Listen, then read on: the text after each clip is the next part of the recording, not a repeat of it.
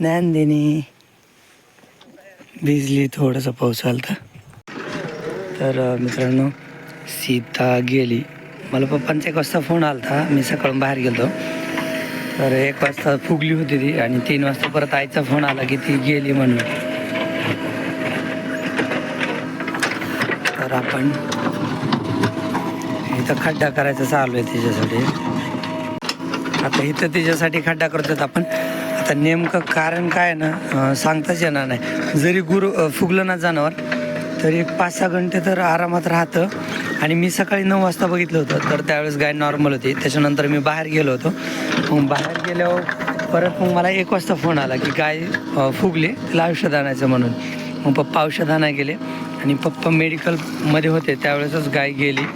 परत मला आईचा 3 वाजता फोन आला होता की गाय गेली. मला 3 वाजता फोन आला होता म्हणजे ती 2:30 वाजता तरी गेली असेल. नेमकं आज मी घरी नव्हतो. लय मोठं दुःख आहे आता हे. सीता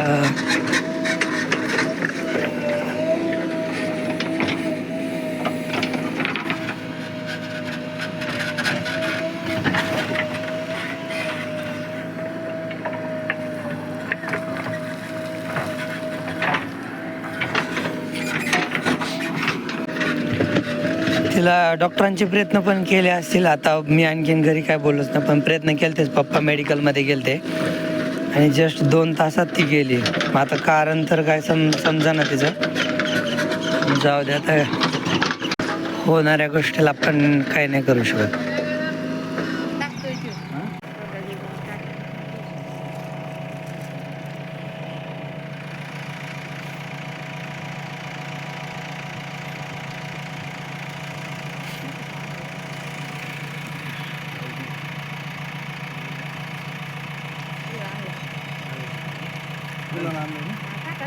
हो, आणलाय गुलाल. ह्याच्या घरून आणलाय. दुकानात तर भेटलाच ना, कुणाला नाही म्हणला. बाकी 2 दुकान बी नाही.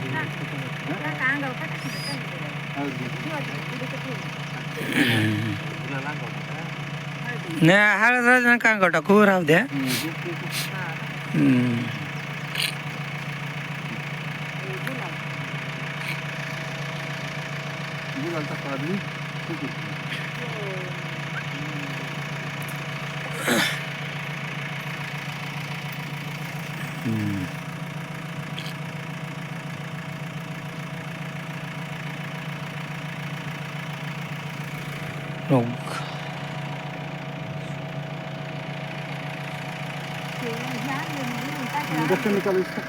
तुम्ही चाहिए ना आधा आधा नहीं हल्का जरा जरा सर खाऊ नसते जरा सा ते कापाला नाही सांगते का काय गरज का पाहिजे का राहू द्या. काय करायची मोकळी.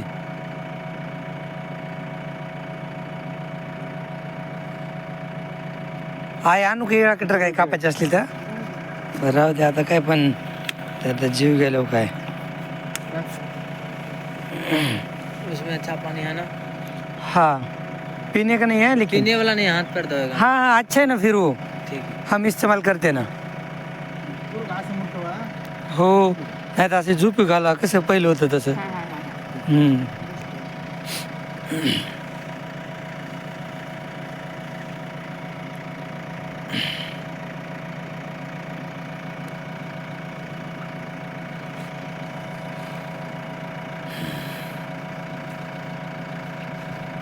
कितना अच्छा है ना. कितना अच्छा है मर गया.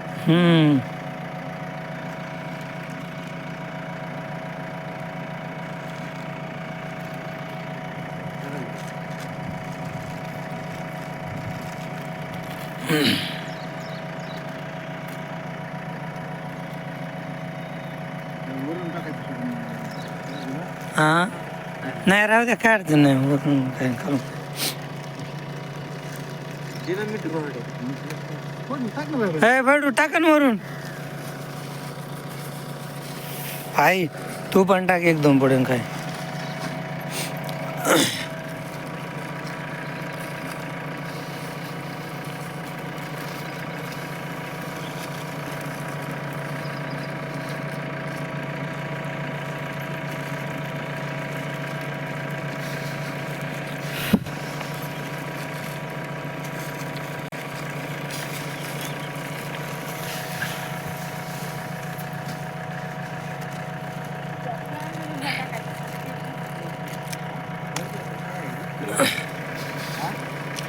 आहे टाक सगळंच टाक चालेल तेच टाकायचं. हो कोणी काढलं? जा ते त्यासाठी आणलं होतं आता टाक राहू दे आपण गुरांना दुसरं आणू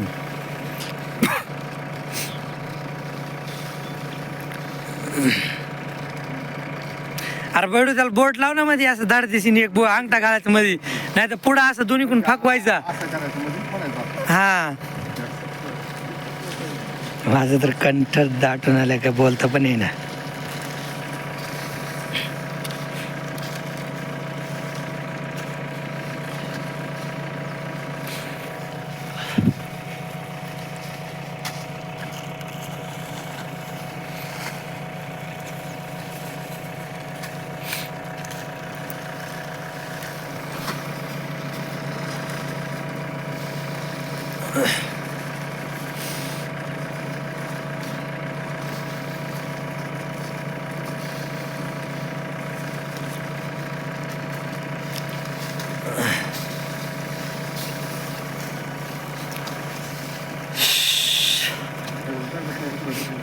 हे आले कोण राहिलंय काय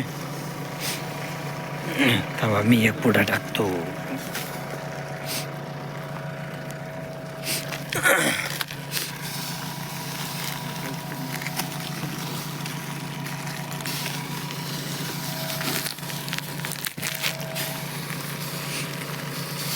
चला येईल आता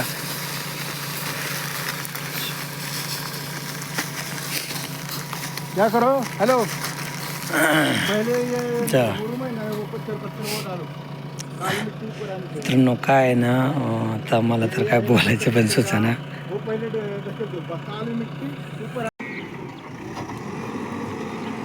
मग राहू द्या मान अशी बसली ती व्यवस्थित बसवली आता ती व्यवस्थित बसलेली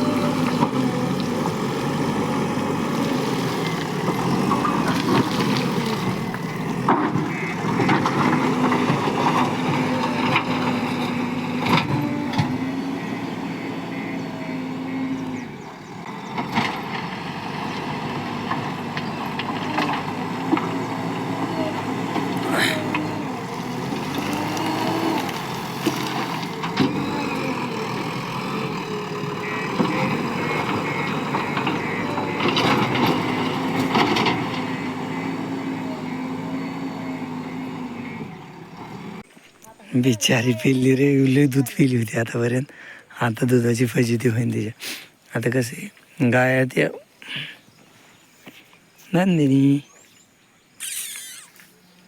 जेसीबी आलीच होती ना तर हे रामफळीचं झाड वाळून गेलं होतं ते काढलं ते केळीचं झाड पण बरेच वर्ष झालं त्याच जागे होतं तर त्याच्यामुळं केळीचं झाड पण काढलंय हे तिने सकाळचं खुराक थोडं एवढं शिल्लक ठेवलंय आता मी नंदिनीला तिकडं बांधले मित्रांनो गाय ना फक्त एका तासाभरातच गेली तिला विषबाधच झाली असेल म्हणजे जस्ट पप्पा इथून आहे ना गुरं तिला जागेवर बांधून इथं जवळ चरत होते गुरं ती फुगल्यानंतर समजलं ना तर गुरांना हातावर पाणी पाजलं तिला इथं तिच्या जागेवर बांधलं आणि पप्पा मेडिकलमध्ये औषध आणायला गेली पप्पा मेडिकलमध्ये होते तोवरच गाय गेली म्हणजे आत्ता मला कळलं की गाय फक्त एका पाऊण तासातच गेली फुगलेली समजली ना तिथून पुढे आपण औषध उपचार करेपर्यंत एका तासात गेले आपण फुगल्यानंतर पहिला औषध उपचार तिला लिंबू सोडा पाजतो आणि लगेच मेडिकलला औषध आणायला जातात कारण घरी आणून ठेवलं औषध एक्सपायर वगैरे होतात तर त्याच्यामुळे पप्पा एक मेडिकलमध्ये जाईपर्यंतच गाय एक्सपायर झाली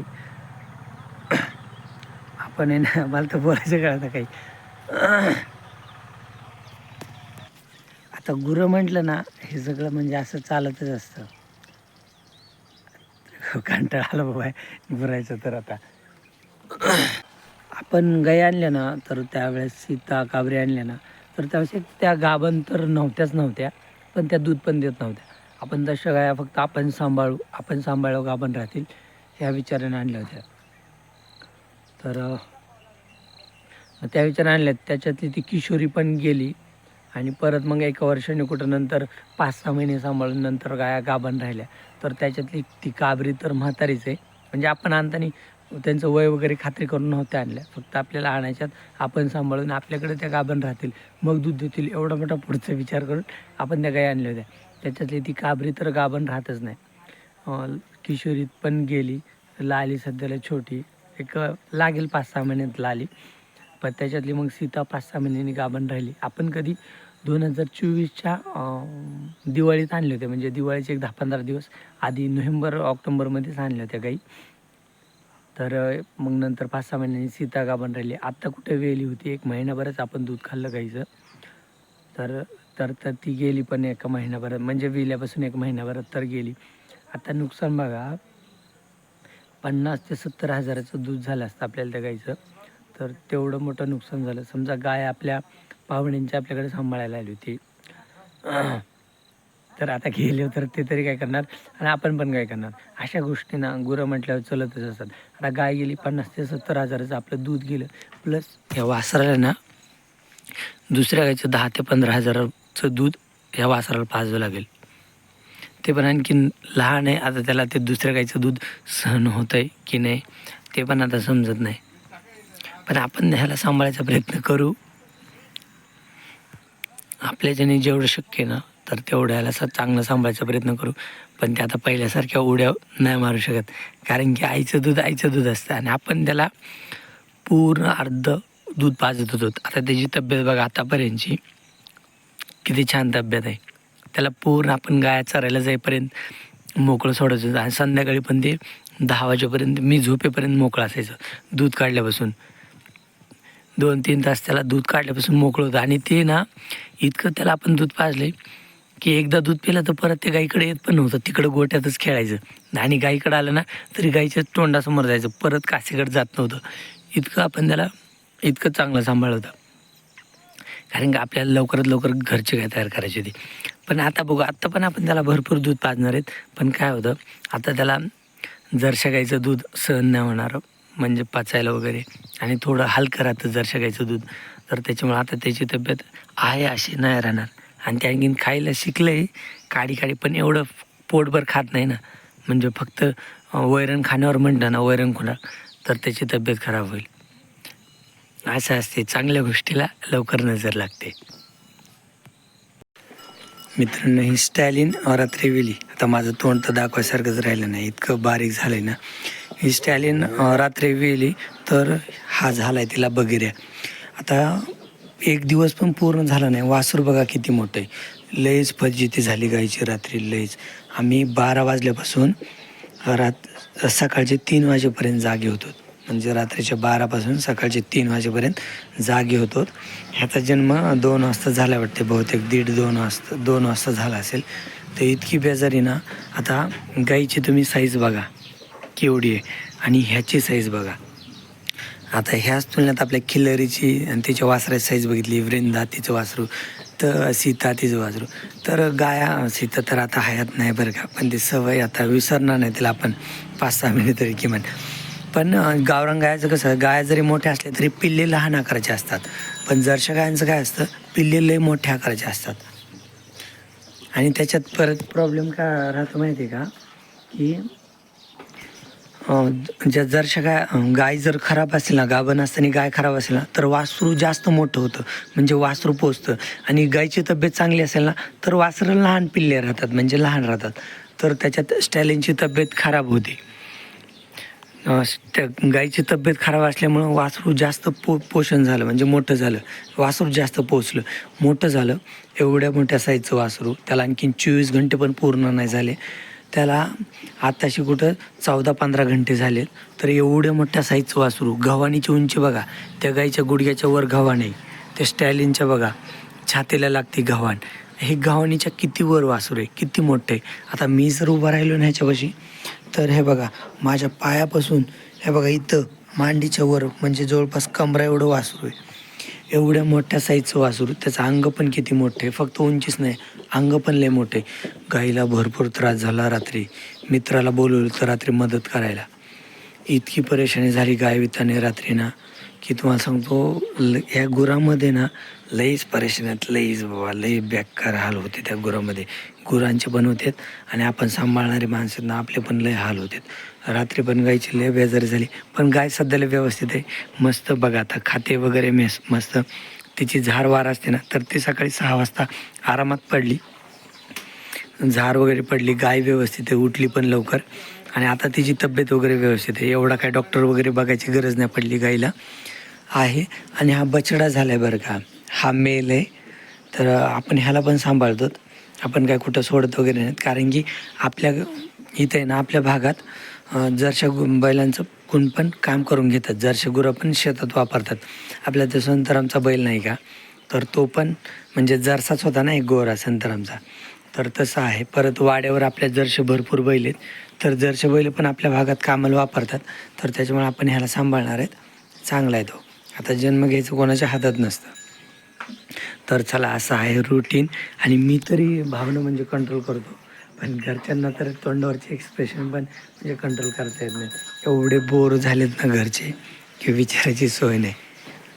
चला तर ह्याच्यामुळे ना ह्यांना पण आज लवकर गोठ्यात आणलं आहे बरं का. तर त्या सीताचं तसं झालं ना, तर त्याच्यामुळं आता हे गुरं पण लवकर गोठ्यात आणलेत. आता नक्की काही कारण सांगता येणार नाही. आणि बघा ना आता, आणि पाऊस पण काय डेंजर आहे. मी आज सकाळी गेलो होतो, मी 9 वाजेपर्यंत सीताला खुराक वगैरे सीताचं दूध काढून खुराक वगैरे काढलं होतं. आज नंदिनीला ना, आज पहिली वेळेस तिचं दूध पिऊन झालं की तिला लवकर बांधलं होतं. कारण की ह्या पिल्ल्याला तिने लय परेशान केलं असतं नंदिनीने. ती काय करते, माणसाजवळ उड्या वगैरे मारते आणि स्टॅलिनची दूध वगैरे काढायला 2-3 लागत होते ना, आज पहिलीच वेळेस होती त्याच्यामुळे. मग पप्पाचा भैयाचा तो राडा चालला होता की ह्या वासराला दूध प्यायचं शिकवायचं वगैरे ते स्टॅलिनला. मग ती नंदिनी काय करते, गुरापाशी उड्या मारते, नाही तर आपल्याला मारते. मग कामात डिस्टर्ब म्हणून आज पहिली वेळेस मी नंदिनीला दूध पिऊन झालं की ती इकडं आली होती, त्या तुळशी वृंदावनापाशी अडवली आणि तिला लगेच बांधलं मी. म्हणजे तिचं दूध पिऊन झालं की आज पहिली वेळेस नंदिनीला मी लवकर बांधलं होतं. कारण की मला गडबड होती, मला बाहेर जायचं होतं आणि ती मग परेशान करते माणसाला. एक तर धडका मारते, नाही तर अंगावर उड्या मारते. परत लहान पिल्लू म्हणलं तर लईच खेळी असते त्यासंग, त्याच्यामुळे तिला बांधलं. आता इथून पुढे तर तिला सोडायचं नाही, तिला बांधूनच राहून द्यायचं. तर असं आहे. आणि आज दुपारी अंदाजे 1 वाजता पाऊस आला. आता आपली ज्वारी काढायला आली, गहू बनसी गहू काढायला आले, खपली गहू काढायला आलाय. म्हणजे आता सुगी चालू झाली आणि वरतून पाऊस सुरू झाला. हे बघा आता तुम्हाला इथं थोडंफार ओलं दिसतंय ना, हा गोटा ओला आहे. तर हे पन्हाळ चालेल पाणी.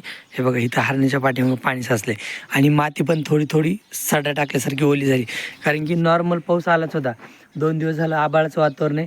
आज दुपारी नॉर्मल पाऊस आला. आता उद्या काय माहिती, पण पाऊस तर नाही यायला पाहिजे. आपली ज्वारी काढायला आली, गहू काढायला आहेत, हरभरा काढायला आले. पाऊस आला तर सगळ्या पिकांचं नुकसान होईल. शेती म्हणजे पेशन्स लय लागतो. पेशन्सचा काही विषयच नाही, लय पेशन्स धरावं लागतो. पाऊस वगैरे हे बघा गंगा भिजली बरं का, तिच्या अंगावरून वगळ खाली आलेत ना पाण्याचे. तर हे बघा इतका पाऊस झाला आहे, ही गुरं भिजलेत, एवढा पाऊस झाला आहे, वगळ खाली गेलेत, हरण्या पण भिजले. मला वाटतं पाऊस आला त्यावेळेस गुरं नेटकेच पाऊस सुरू झाला आणि गुरं गोठ्यात आले. चला झाली ही घटना, लय वाईट झाली. पण आता आपण काय करू शकत. मी तर तुम्हाला सांगितलं होतं ना की आपण तिचं 3 लिटर दूध काढतोय, एका टायमाला 3 लिटर काढतोय. तो वासरू 3 लिटर दूध पित आहे आणि आपण दूध काढून झाले परत ती पाणवत होती. म्हणजे वासरासाठी वेगळं पाणवायचे. म्हणजे सकाळचं 3 आणि संध्याकाळचं 3 असं आपण 6 लिटर दूध काढत होतो आणि ती वासराला 7 लिटर दूध पाजत असेल. सकाळी 3.5 ते 4 आणि संध्याकाळी 3.5 ते 4 असं 13 लिटरपर्यंत दूध देत होती ती गाय. पण चला काय म्हणली आई. मित्रांनो ती तिच्या आईची सारखी वाट बघते, सारखी ओरडते.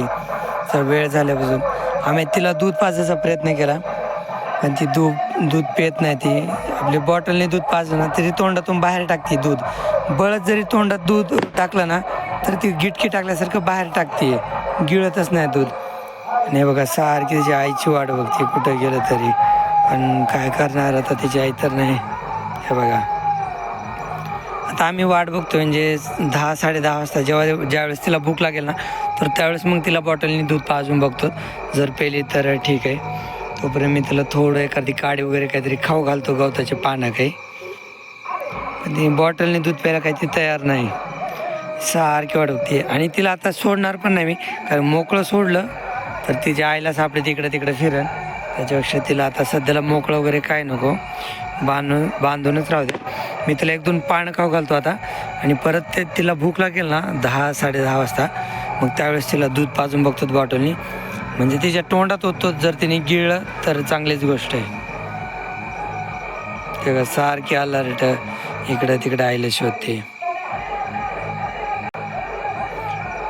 हिची आई ते आता आवाज दिला तर का ओरडाली होती मोठ्याने त्याच्या आईला शोधत. ती हौदाकडे बघते, कारण तिच्या आईला आपण इथून सोडून हौदा पाण्यावर नेतात ना, हौदाकडे बघते. तिची आई तिकडून घराच्या कोपऱ्यावर येते, तिकडं बघते. परत ह्या झाडाखाली बांधलेली असते तिची आई, तर झाडाकडे ओढ घेते. आणि काय करणार आपण तरी, माझं तर काय डोकं चालत नाही. मी तिला नंतर घरात न्यायचं बंद केलं होतं, मला उचलतच नव्हती ती घरात न्यायला. बाहेर येऊन तिला व्यवस्थित चढता येत नव्हतं ना, तर त्याच्यामुळे तिला मी उचलून येत म्हणजे घरात न्यायचंच बंद केलं, उचलत नव्हती म्हणून. हे बघा आता बसले वाट बघून आता त्याच्या तोंडात पान घातलं, आता खाते. आता ते 8 ते 10 दिवसात पूर्ण खायचं शिकन, कारण दूध नसल्या मग पोट भरण्यासाठी काय करणार, मग ते खायचं शिकन. त्याचे मी आता तोंडातच घातलं होतं पान, पण खाल्लं तिने पूर्ण. आता मी त्याला खाऊ घालतो थोडं.